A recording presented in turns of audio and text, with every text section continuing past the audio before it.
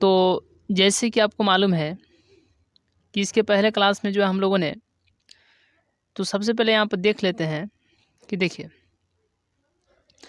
इसके पहले क्लास में जो है हम लोगों ने तो 5 ठो सब्जेक्ट को, यानी कितने सब्जेक्ट को, 5 ठो सब्जेक्ट को जो है ऑब्जेक्टिव को कवर किए थे। किसकी एग्ज़ाम की तैयारी के लिए, यानी किस सब्जेक्ट की, तो याद रखिएगा किसकी, तो आपको मालूम होगा यानी सोशल साइंस की। आइए अब उसके 40 सेलेक्टेड क्वेश्चन को हम लोग देख लेते हैं इस वीडियो के माध्यम से। देखिए सबसे पहले क्वेश्चन है कि मानव जनित आपदा है, मानव जनित आपदा है, बताइए बाढ़ है कि भूकंप है कि आतंकवाद है कि सुनामी है। चलिए मानव जनित आपदा क्या है, तो मानव जनित का मतलब क्या होता है कि मानव के द्वारा जो आपदा घटित हो। तो बाढ़ जो है, बाढ़ अगर हम लोग बात करें बाढ़ की, तो बताइए बाढ़ जो है ये तो क्या है, ये है आपका प्राकृतिक, ठीक है। भूकंप भी प्राकृतिक है, सुनामी भी प्राकृतिक है, इसलिए इस क्वेश्चन का सही जवाब होगा आतंकवाद। यानी मानव जनित आपदा क्या है, तो आतंकवाद है। चलिए 1 का सी। नेक्स्ट क्वेश्चन हम लोग देखते हैं। चलिए नेक्स्ट क्वेश्चन देखते हैं। चलिए क्वेश्चन नंबर 2 यहाँ पर है। देखिए क्वेश्चन नंबर 2 का सही जवाब कौन सा होगा। सर्वाधिक भूस्खलन प्रवण राज्य क्या है, उत्तराखंड है कि उड़ीसा है कि झारखंड है कि मध्य प्रदेश है। चलिए सर्वाधिक भूस्खलन प्रवण राज्य कौन सा है, तो सबसे ज़्यादा क्या है, यानी मिजोरम है। कौन है, तो मिजोरम है, ठीक है, मिजोरम। लेकिन इसमें मिजोरम नहीं दिया है, तब उसके बाद आता है उत्तराखंड, इसलिए इस क्वेश्चन का सही जवाब ऑप्शन नंबर ए होगा, यानी उत्तराखंड होगा।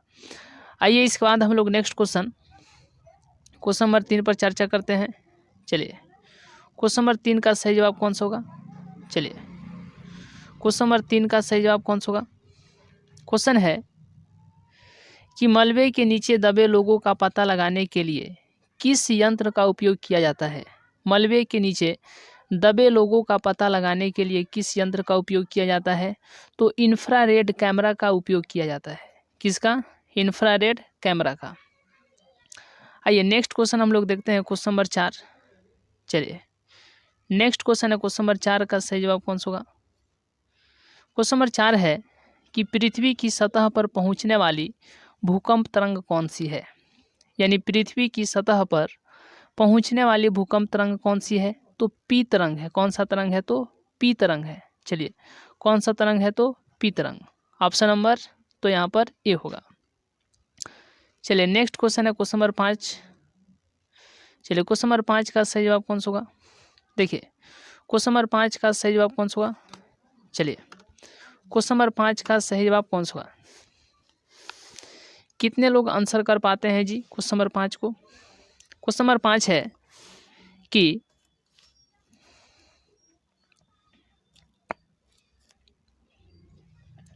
बिहार का शोक जो है किस नदी को कहा जाता है। बिहार का शोक जो है किस नदी को कहा जाता है, तो कोसी नदी को कहा जाता है। किस नदी को, कोसी नदी को। चलिए नेक्स्ट क्वेश्चन है क्वेश्चन नंबर 6 का सही जवाब कौन सा होगा। भारत में अत्यंत विनाशकारी भूकंप कब आया था। भारत में अत्यंत विनाशकारी भूकंप जो है कब आया था, तो 1934 में आया था। कब आया था, 1934 में आया था। चलिए नेक्स्ट क्वेश्चन है क्वेश्चन नंबर 7 का सही जवाब कौन सा होगा। बिहार का कौन सा क्षेत्र जो है बाढ़ग्रस्त है।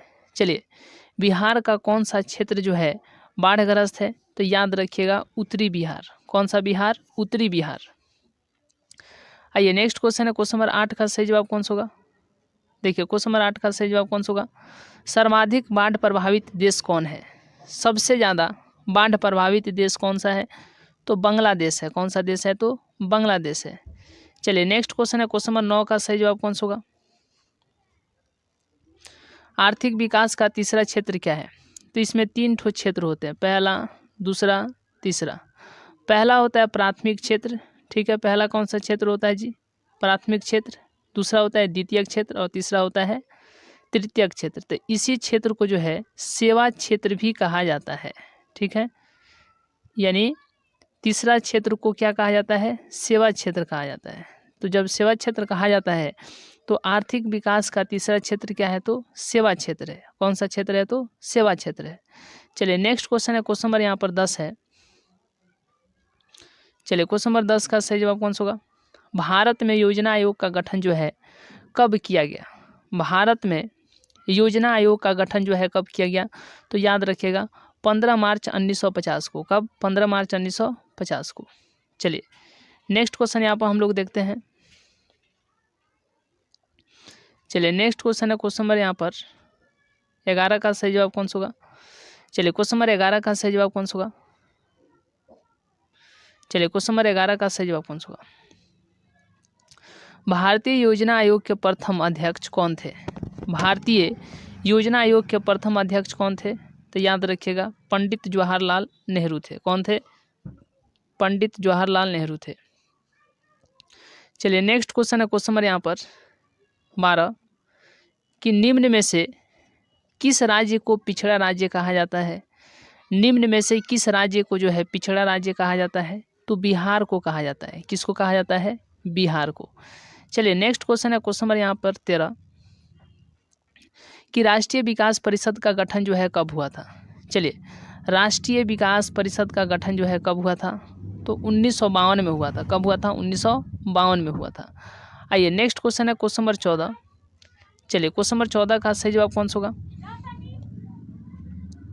निम्न में से कौन से देश मिश्रित, यानी निम्न में से कौन से देश में मिश्रित अर्थव्यवस्था है? निम्न में से कौन से देश में मिश्रित अर्थव्यवस्था है? तो भारत में जो है मिश्रित अर्थव्यवस्था है। चलिए नेक्स्ट क्वेश्चन है क्वेश्चन नंबर यहाँ पर 15 का सही जवाब कौन सा होगा? देखिए क्वेश्चन नंबर 15 है कि प्रथम राष्ट्रीय मानव विकास रिपोर्ट किस प्रधानमंत्री के कार्यकाल में जो है जारी हुई? प्रथम राष्ट्रीय मानव विकास रिपोर्ट जो है किस प्रधानमंत्री के कार्यकाल में जारी हुई? तो अटल बिहारी वाजपेयी जी के कार्यकाल में जो है जारी हुई। ये क्या थे? प्रधानमंत्री थे। क्या थे? प्रधानमंत्री थे। चलिए नेक्स्ट क्वेश्चन यहाँ पर हम लोग देखते हैं। क्वेश्चन नंबर 16 का सही जवाब कौन सा होगा? प्रथम पंचवर्षीय योजना जो है कब से शुरू की गई? 1951 से शुरू की गई। कब से? 1951 से। इसलिए इस क्वेश्चन का सही जवाब ऑप्शन नंबर सी होगा। यानी प्रथम पंचवर्षीय योजना जो है कब से शुरू की गई? 1951 से। चलिए नेक्स्ट क्वेश्चन है क्वेश्चन नंबर 17 का सही जवाब कौन सा होगा? विश्व के विकसित देश हैं। चलिए विश्व के विकसित अगर देश की अगर हम लोग बात करें तो देखिए अमेरिका भी है, ब्रिटेन भी है, जापान भी है। इसलिए इस क्वेश्चन का सही जवाब कौन सा होगा? तो ऑप्शन नंबर डी होगा। कौन सा होगा? तो ऑप्शन नंबर डी, इनमें से सभी। चलिए नेक्स्ट क्वेश्चन हम लोग देखते हैं क्वेश्चन नंबर 18 किस अर्थशास्त्री ने कहा था गरीबी कैंसर की तरह है? चलिए किस अर्थशास्त्री ने कहा था गरीबी जो है कैंसर की तरह है? तो कुजनेट। कौन कहे थे? कुजनेट। ठीक है, कुजनेट। आइए नेक्स्ट क्वेश्चन है क्वेश्चन नंबर 19 का सही जवाब कौन सा होगा? चलिए क्वेश्चन नंबर 19 का सही जवाब कौन सा होगा? निम्नांकित में कौन हमारे रहन सहन के स्तर को जो है प्रभावित करता है? निम्नांकित में जो है कौन हमारे रहन सहन के स्तर को जो है प्रभावित करता है? क्वेश्चन नंबर 19 का सही जवाब कौन सा होगा? चलिए निम्नांकित में कौन हमारे रहन सहन के स्तर को जो है प्रभावित करता है? तो याद रखिएगा प्रति व्यक्ति आय। क्या? प्रति व्यक्ति आय। आइए नेक्स्ट क्वेश्चन हम लोग बात करते हैं। क्वेश्चन नंबर 20 का सही जवाब कौन सा होगा? चलिए क्वेश्चन नंबर 20 का सही जवाब कौन सा होगा? बिहार, पंजाब। चलिए भारत में किस राज्य की प्रति व्यक्ति जो है आय सर्वाधिक है? भारत में किस राज्य की प्रति व्यक्ति आय जो है सर्वाधिक है? तो याद रखिएगा गोवा की। किसकी? गोवा की।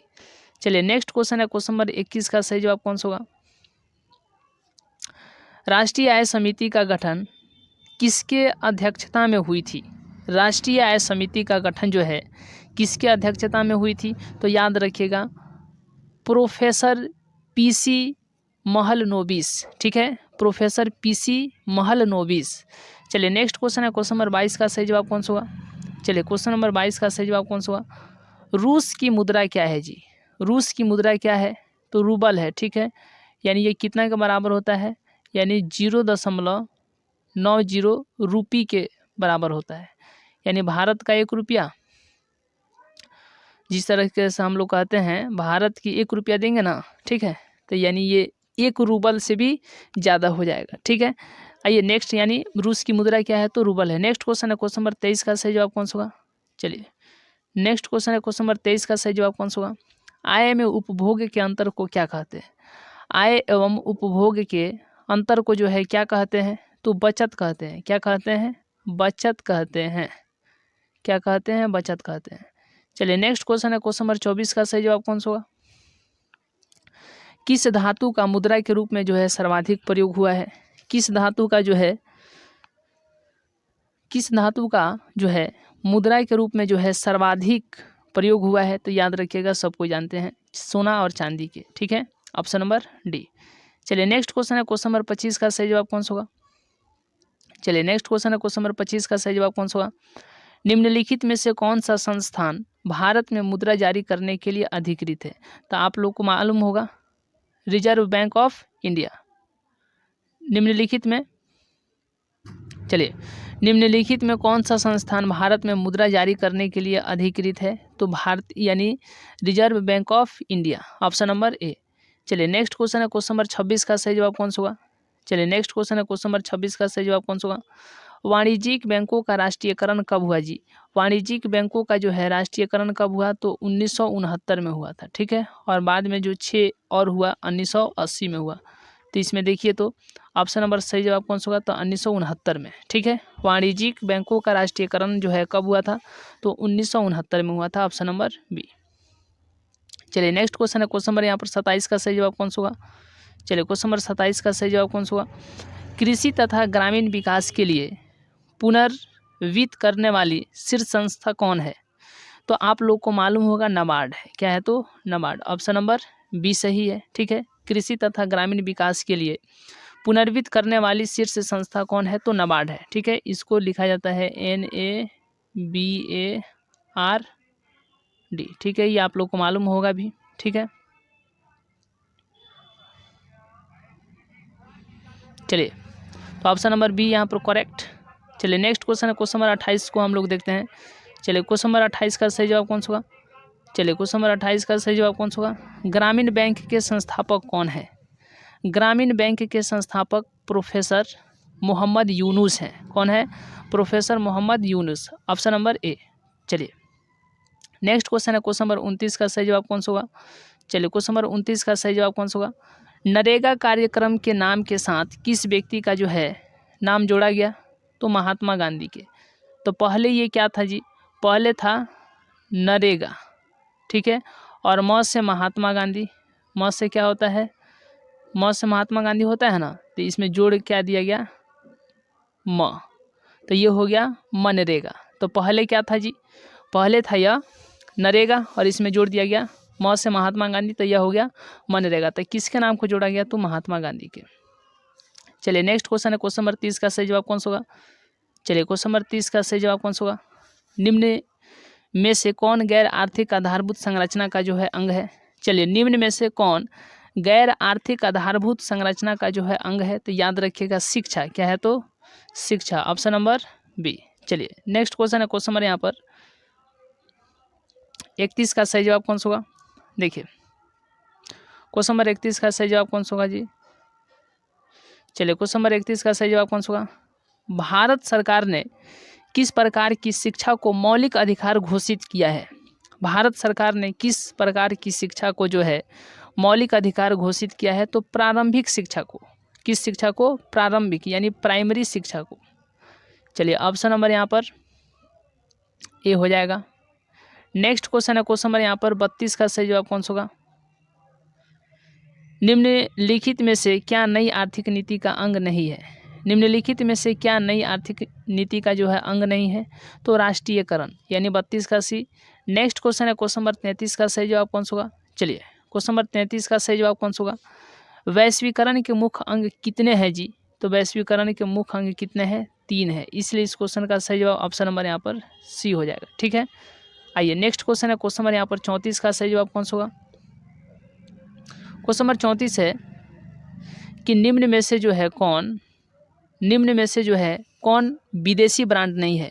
हुंडई भी विदेशी है, टोयोटा भी विदेशी है, फोर्ड भी विदेशी है। लेकिन आप लोग सुने होंगे टाटा का मारुति, ठीक है, टाटा का ट्रक, ये जो है ये कैसा है, तो ये है हम लोग का, ठीक है, यानी विदेशी नहीं है, मतलब देसी है। तो टाटा, ऑप्शन नंबर डी, क्योंकि टाटा का ट्रक भी बहुत मजबूत आता है, टाटा का मारुति, ये सब जो है, तो इसीलिए ऑप्शन नंबर टाटा, टाटा का बाल्टी, ये सब आप लोग देखे होंगे, ठीक है। तो टाटा जो कंपनी जो है ये हम लोग का देसी है, विदेशी नहीं है। तो इसमें पूछा गया है कि निम्न में से कौन विदेशी ब्रांड नहीं है, तो टाटा जो है विदेशी ब्रांड नहीं है, 34 का डी। चलिए नेक्स्ट क्वेश्चन है, क्वेश्चन नंबर यहाँ पर 35 का सही जवाब कौन सा होगा। चलिए क्वेश्चन नंबर 35 का सही जवाब कौन सा होगा। WTO यानी विश्व व्यापार संगठन स्थापना किस वर्ष की गई थी, यानी इसकी स्थापना जो है कब की गई थी, तो 1995 में की गई थी। कब, 1995 में की गई थी। चलिए नेक्स्ट क्वेश्चन है, क्वेश्चन नंबर 36 का सही जवाब कौन सा होगा। देखिए क्वेश्चन नंबर 36 है कि भारत में उपभोक्ता संरक्षण कानून कब लागू हुआ। भारत में जो है उपभोक्ता संरक्षण कानून जो है 1986 में जो है लागू हुआ, ऑप्शन नंबर बी। चलिए नेक्स्ट क्वेश्चन है, क्वेश्चन नंबर 37 का सही जवाब कौन सा होगा। प्रथम पृथ्वी सम्मेलन जो है कहाँ हुआ था, प्रथम पृथ्वी सम्मेलन जो है कहाँ हुआ था, तो याद रखिएगा ये हुआ था रियो डी जेनेरो में, ठीक है, रियो डी जेनेरो में, यानी ब्राज़ील में। लेकिन इसमें नहीं दिया है, इसलिए इस क्वेश्चन का सही जवाब होगा ऑप्शन नंबर डी, इनमें से कोई नहीं। लेकिन याद रखिएगा कि प्रथम पृथ्वी सम्मेलन कहाँ हुआ था, तो रियो डी जेनेरो में हुआ था। इसको जेनेरियो भी कहा जाता है, जो कि ब्राज़ील में है, ठीक है। तो ऑप्शन नंबर यहाँ पर 37 का डी होगा। चलिए नेक्स्ट क्वेश्चन है, क्वेश्चन नंबर 38 का सही जवाब कौन सा होगा जी। क्वेश्चन नंबर 38 का सही जवाब कौन सा होगा। देखिए क्वेश्चन नंबर 38 है कि विश्व पर्यावरण दिवस जो है कब मनाया जाता है, तो 5 जून को मनाया जाता है, ठीक है। विश्व पर्यावरण दिवस जो है कब मनाया जाता है, तो 5 जून को मनाया जाता है, 38 का बी होगा। तो ये जो क्वेश्चन जो है ये सारे के सारे जो है सिलेक्टेड क्वेश्चन है। यदि आपका एग्ज़ाम जो है 19 फरवरी, ठीक है, 19 फरवरी 2024 को होना है, तो याद रखिएगा ये सारे के सारे इंपॉर्टेंट ऑब्जेक्टिव क्वेश्चन है, इसको याद रखिएगा। सोशल साइंस, ठीक है, सोशल साइंस का जो है आपका पेपर होना है, तो याद रखिएगा ये फर्स्ट और सेकंड दोनों सीटिंग के लिए है, ठीक है, फर्स्ट प्लस में सेकंड दोनों सीटिंग के लिए जो है ये आपका जो है इम्पोर्टेंट क्वेश्चन है, ठीक है, फर्स्ट सीटिंग और प्लस में सेकंड सीटिंग के लिए। आइए तो हम लोग बात करते हैं, यहाँ पर सबसे पहले क्वेश्चन है,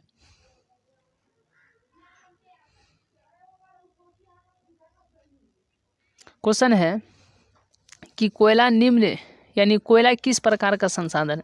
तो हम लोग इससे पहले क्लास में जो है वीडियो में जो है चर्चा किए थे, कोयला क्या है, तो अनवीकरणीय संसाधन है, ठीक है, अनवीकरणीय संसाधन है, यानी उपयोग के बाद में इसका जो है नवीकरण नहीं किया जा सकता है।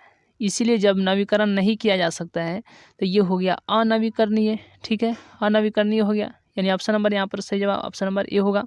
यानी कोयला किस प्रकार का संसाधन है, तो अनवीकरणीय संसाधन है, 39 का ये होगा। चलिए नेक्स्ट क्वेश्चन है, क्वेश्चन नंबर 40 का सही जवाब कौन सा होगा। सोपानी कृषि प्रचलित है जी, उत्तराखंड में प्रचलित है। तो आज के क्लास यहीं तक, मिलेंगे नेक्स्ट क्लास में नेक्स्ट वीडियो में, तब तक के लिए बहुत बहुत धन्यवाद।